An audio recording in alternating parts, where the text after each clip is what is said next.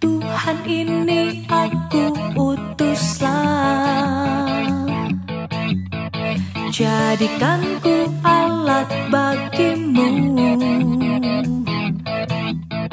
melakukan apapun perintahmu. Salam, sahabat Kabar Baik Indonesia dimanapun saudara berada. Kembali dengan saya, Pendeta Buce Daud Pati. Rindu untuk memberikan kabar baik kepada saudara, untuk menguatkan setiap saudara. Betapa pentingnya, sesuai dengan tema, betapa pentingnya pertahanan iman saat mengalami penolakan. Saya langsung, saya hari ini bicara tentang menahan atau menguatkan kita di dalam pertahanan terhadap mengalami penolakan. Di dalam Hakim-Hakim 11, Yefta dan Gilead saya bacakan.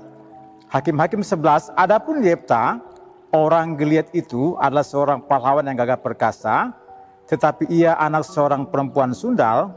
Yefta ialah Gilead. Juga istri Gilead melahirkan anak laki-laki baginya.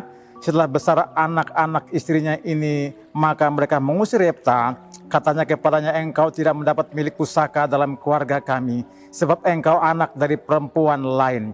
Maka larilah Yefta dari saudara-saudaranya itu dan diam di tanah Tob. Di sana berkumpullah kepadanya petualang-petualang yang pergi merampok bersama-sama dengan dia. Tema pertahanan iman saat menghadapi penolakan. Memberikan pemahaman adanya kebutuhan yang besar saat ini bagi para pemuda yang berkarakter dan berintegritas, yang tetap berdiri di atas kebenaran firman Tuhan. Yefta kecil sama-sama, rukun sama-sama bersama-sama, bermain bersama-sama. Ketika sudah besar terjadi persoalan, menjadi pertentangan tentang hak waris, karena dikatakan bahwa Yefta bukan daripada keturunan yang asli daripada Gilead. Untuk itu perlu kita menyadari bahwa dunia saat ini sedang dalam masalah. Rumah kita juga sedang dalam masalah karena kebanyakan manusia telah lalai menjadi abdi Allah dalam tanda petik sebagaimana seharusnya. Jika kita tidak menyadari itu, maka hidup kita akan selalu berjalan pada hal yang kita anggap baik-baik saja. Saudara yang terkasih, masalah selalu ada di dalam kehidupan kita. Rumah kita bicara tentang apa? Tentang rumah tangga. Rumah kita bicara tentang adat, tentang apa? Tentang juga gereja. Maka perlu memahami tentang apa yang namanya pertahanan iman di dalam menghadapi penolakan. Oleh karena masalah begitu banyak, sehingga terjadi banyak gesekan-gesekan, bahkan penolakan.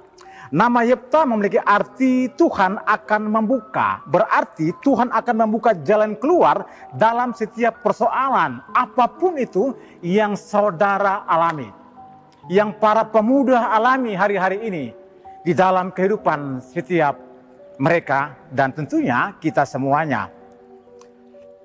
Sahabat yang terkasih, saat itu belum banyak orang mendengar tentang Yefta, tetapi Tuhan telah tahu tentang Yefta, mendengar tentang Yefta, dan Tuhan menulis tentang Yefta di dalam Ibrani 11 ayat 32. Saya bacakan di dalam Ibrani 11 ayat 32. Ini sangat luar biasa.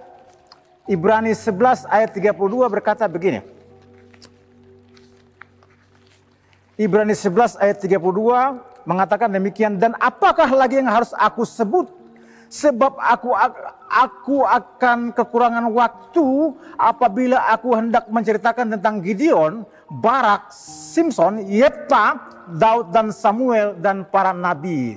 Yefta yang katanya bukan daripada keturunan yang asli itu yang ditolak itu, tetapi di sini Tuhan mengetahui tentang siapa Yefta, dan Tuhan menuliskan di tinta emasnya itu tentang Yefta di antara pahlawan-pahlawan yang gagah perkasa. Ada amin, saudaraku yang terkasih. Yefta ditulis, diketahui oleh Tuhan, sehingga namanya ada tertulis di antara orang-orang yang gagah perkasa. para panglima-panglima yang luar biasa. Dan itu bukan mudah, harus melewati proses. Dan Tuhan tahu proses itu harus kita hadapi dan kita lewati bersama dengan Tuhan. Penolakan adalah seproses cara perbuatan menolak. Ini menurut KBBI. Maka penolakan menimbulkan luka batin. Kalau kita bicara hari ini, banyak sekali orang-orang yang ada di dalam gereja atau dalam keluarga yang harusnya harmonis. Yang dari kecilnya bersama-sama sebagaimana Yefta. Tetapi ketika sudah besar terjadi konflik dan itu terjadi penolakan dan itu menyakitkan. Sangat menyakitkan, menimbulkan luka batin. Apa itu bagian daripada luka batin? Yaitu enggan menerima keberadaan seseorang. Ini diantaranya itu. Enggan menerima keberadaan seseorang apa adanya, baik kelebihannya ataupun kekurangannya. Kelebihannya saja terkadang tidak mau diakui, apalagi kekurangannya. Cenderung terbuang seperti sampah. Tidak memberi tempat untuk bersekutu.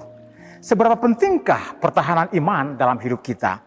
Saudaraku yang terkasih, para pemuda yang Tuhan kasih dimanapun berada, maka saya mencatat bagian pertama di sini adalah bagaimana ditolak tetapi tidak tergeletak.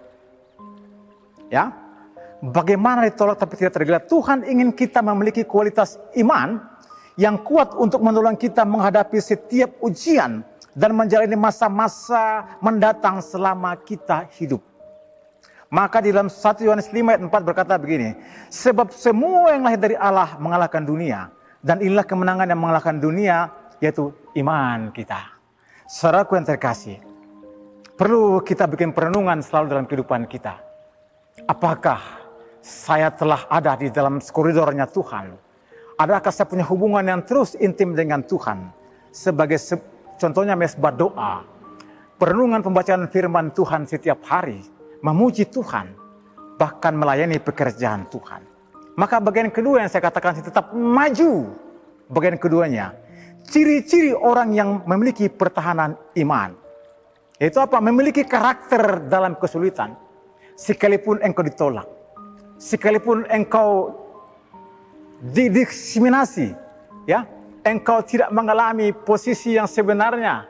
Engkau merasa bahwa saya seharusnya tidak ada tempat yang begini, di dalam jabatan yang begini.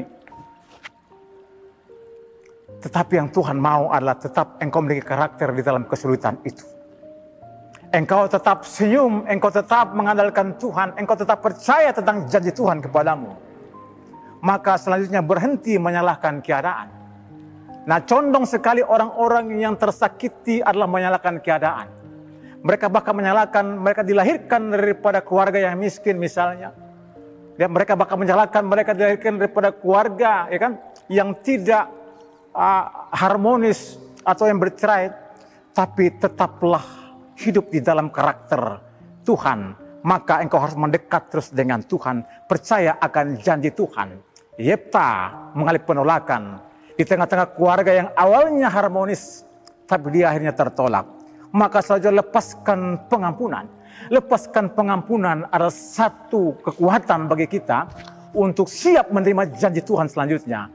Selama engkau tidak melepaskan pengampunan di dalam perjalananmu sebagai pemuda, sebagai pemudi, dimanapun engkau berada, sulit engkau melihat perkara besar terjadi di dalam kehidupanmu. Perkara yang Tuhan janjikan, yaitu engkau dipercayakan kepada Tuhan. Pada level yang berikutnya. Bagian ketiga, tetap mengampuni. Kunci memiliki pertahanan iman. Para pemuda, sahabat-sahabat kabar baik di Maut bergadang, yaitu tidak terikat oleh masa lalu. Tidak terikat oleh perkataan musuh. Yaitu apa? Penghakiman, tudingan.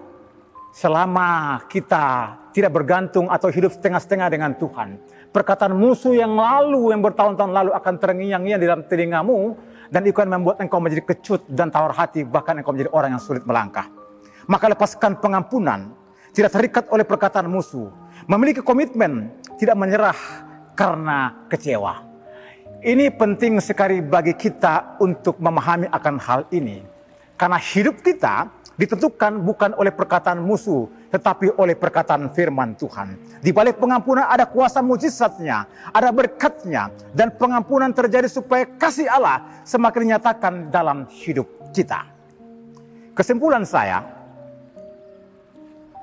pemuda, pemudi, bahkan jemaat yang memiliki pertahanan iman kuat dan tangguh adalah mereka yang menolak terbelenggu oleh masa lalu, menolak terbelenggu oleh perkataan musuh, menolak terbelenggu oleh hal-hal yang pernah terjadi di masa lampau.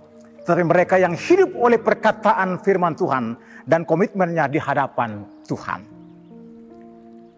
Puji Tuhan, kabar baik hari ini kiranya menguatkan setiap saudara, sahabat kabar baik dimanapun berada, khususnya para pemuda-pemudi, untuk tetap yakin dan percayakan firman Tuhan, supaya hari esok tersedia bagimu. Tuhan Yesus memberkati setiap saudara dimanapun berada. Haleluya. Amin. Nyatakan